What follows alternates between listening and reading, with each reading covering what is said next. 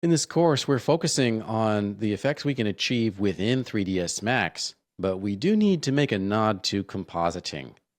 We need to talk a little bit about how to export the foreground out separately from the background so that we can color correct the background and foreground separately, or maybe add a different background entirely. I should mention, if you're doing a lot of compositing, you're going to want to save out to an HDR file such as EXR.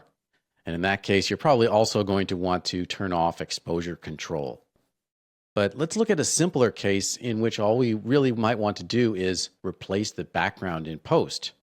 I've got a scene here in which I'm using mental ray, sun, and sky. Let's check in on all of that. Press the H key. And in select from scene, open up Compass 001 and double click on Daylight 001 and open up the modify panel. So you can see we're using MR Sky and MR Sun. And also open up the environment dialog, go to rendering environment. And we can see that the MR physical sky is installed as our environment map. Open up the material editor as well. And I've got that instanced here in the Slate Material Editor view. Double click it to view its material parameters. And we don't have any haze anywhere in this system. That's being provided by the environment fog from the previous movie. What we want here is to render against black. Let's look at a version that's not rendered against black, first of all. So we'll do a test render. Click on Render Production.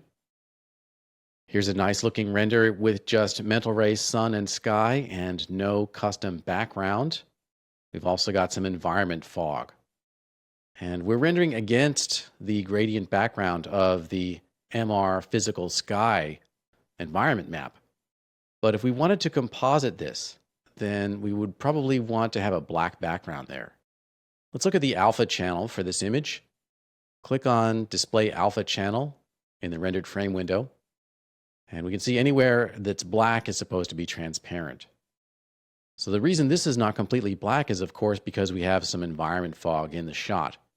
And if we wanted to render pure black back here, all we would need to do is go into our environment, atmosphere, select one of the effects, and disable fog background for that effect and for the other one as well. Irrespective of whether we choose to fog the background or not, we may encounter issues with compositing in this case because the edge pixels of our RGB channels are blending with the background. So let's go back to RGB by turning off Display Alpha Channel.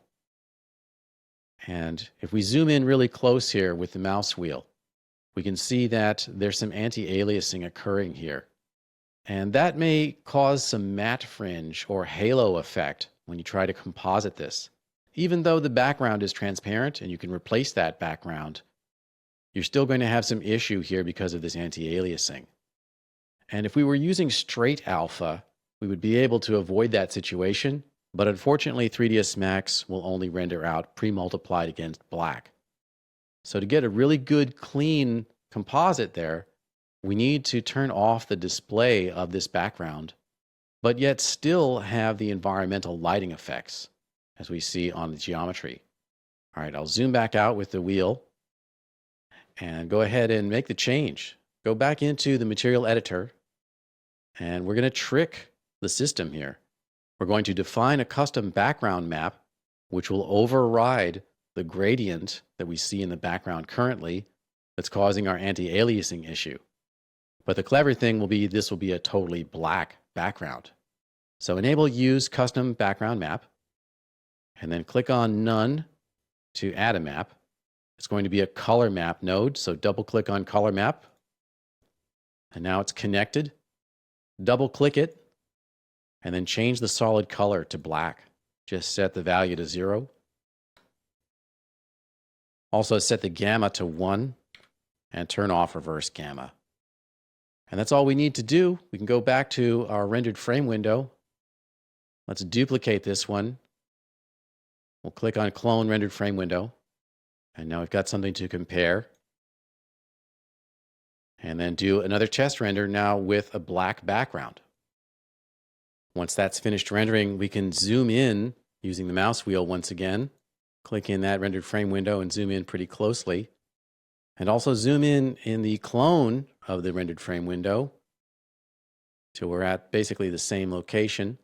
We can use the middle mouse button to pan around. And we can see that very clearly we're getting blue anti-aliased pixels here. And we're getting just a neutral color here. Now this brown that we got is of course coming from our fog. So if we zoom back out again in these and maybe zoom in a different area where there's less or no fog, like up in the upper left corner of the dome there, we can see even more clearly now that we're anti-aliasing against a black background. And this will work very well in a compositing situation.